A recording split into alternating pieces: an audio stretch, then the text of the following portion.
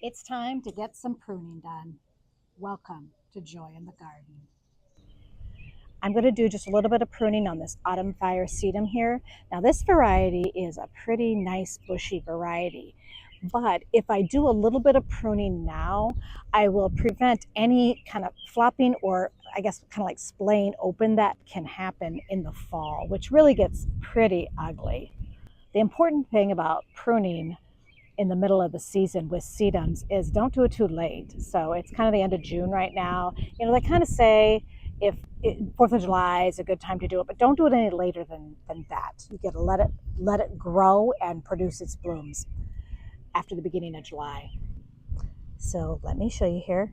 Here's the flower right now, but when you prune it back, just know here's a leaf. Between the leaf and the stem, there is where a new flower bud will come out, and right there, it's kind of hard to see. They're very little, but that's why you can prune them back and create a bushier plant. Now here's one I pruned off, so you can see there's a little flower, but even right in there, see that right there? That will be a flower. And there's the end result. This is what I cut off, but look, it wasn't really that much. There's no really long stems here. So I probably just cut maybe 2 to 3 inches off. So I'm also going to prune this Double Play Doozie Spirea here. The blooms are all spent. It was beautiful when it, bloomed more like, I guess, late spring, really early summer. Just a really deep, bright pink, almost red, but pinky tones. But now these are all spent blooms. You don't have to prune the Spirea. I mean, if you look right there, those are, let's see, right there. Those are new blooms that are going to come out and be beautiful. But you'll always see, the color here, which for some people that's beautiful. You have an array of colors. I like to keep my Spireas a little bit tighter. I'm actually going to come in here and cut pretty far down here, and then more blooms will come later in the season.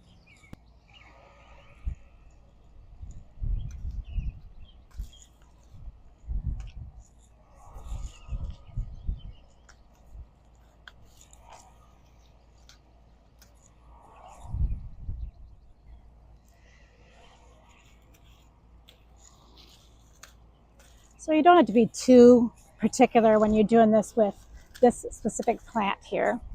Now I will go in, I kind of want to shape this and have these a little bit rounded.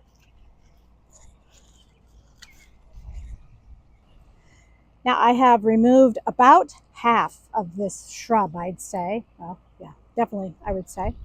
But one of the things I like to do with this type of shrub is actually remove some of the bottom so that it doesn't always kind of grow from the bottom. It actually lifts the shrub a little bit more. So I like to remove like some of these that are down here. Just makes it look a little cleaner, I think. And then you just have a little more breathing room there. And here's the end result. So I did prune quite a bit off. You can see how much I pruned, there at the bottom as well. That's a look that I like. I think this kind of hard pruning will actually create a bushier plant, a fuller plant, and I think it'll produce more and more blooms yet this season. And behind there is a Vigo bed, and I've been meaning to plant some zinnias in there all season. I haven't done it, so I think I'll do that in the next couple days. And the zinnias will then grow behind this Spirea and these alliums. This spot has just looked so wonderful the entire month of June. The lady's mantle began blooming in late spring. It's been blooming a really long time. This is the gold strike variety. And then the wee whites and the yarrow here. This is the, let's see, Millie Rock Yellow Terracotta yarrow. So that has been blooming just beautiful here. But I am ready to trim some of this, some of the blooms back on the lady's mantle. They look okay, but we've been having a lot of rain every other day and they're just kind of beaten up a little bit. And I think I need to just prune them back and give everything a little bit more space in this area. I'm going to try to do this kind of a little gentle by not removing all of the blooms. Maybe we'll see, but just trying to thin this out a little bit. Even down here we haven't really been able to mow because it's coming over the landscape area here, so just enough to kind of make it feel a little neater and cleaner. So we'll see if I can do that successfully.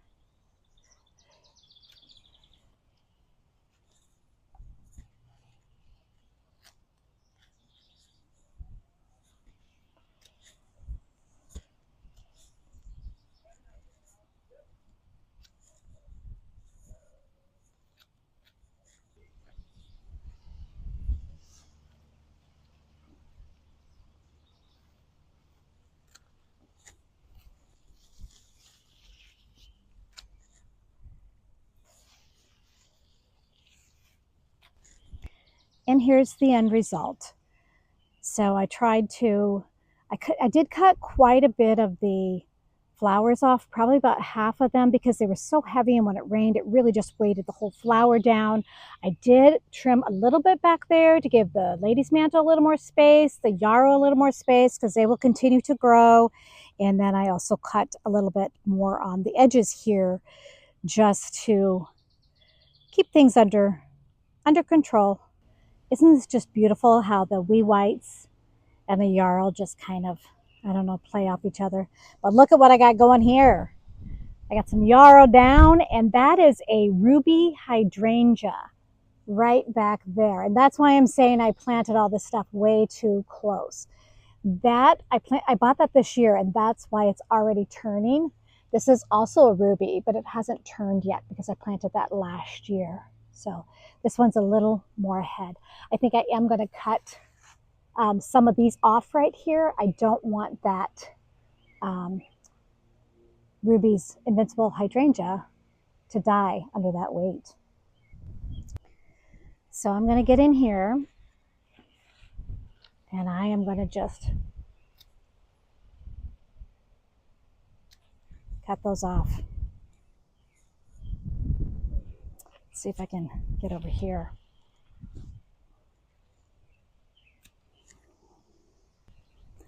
And there we go. Now I think everybody's going to be a little bit happier down here. I can't see Ruby, but she is going to live, and I'll probably move her to a different spot in the fall. I had Ambassador allium planted behind this lemon meringue baptisia shrub. And down here I have some lamb's ear, but underneath of that lamb's ear is all of the spent foliage from the Ambassador allium. So after spring alliums bloom, you want to make sure that you let those leaves all die out, and that allows the plant to go through the whole photosynthesis process. But at this point, and I've cut the stem off that held the bloom. That's fine to cut that off. So at this point, I am just going to remove all of this dead foliage here. I'm going to prune the spent blooms off of these penstemon. So I love the dark foliage. I love, what that really provides to the landscape. But I do understand that the spent blooms could potentially blow and reseed, and I don't want that to happen. I don't want little penstemon seeds everywhere. So I am going to just cut off that top part that was the bloom at one time and keep the dark foliage.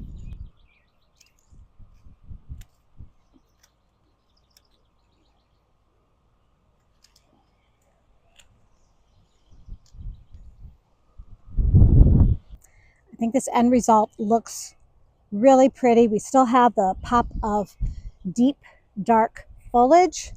We can see the daylily behind it, and we will not have seeds that scatter from the penstemon. All good things. Thanks for joining me on this little pruning expedition this morning. If you like this video, I'd love it if you gave it a thumbs up. If you want to see more like it, I'd love for you to subscribe. Have a great day.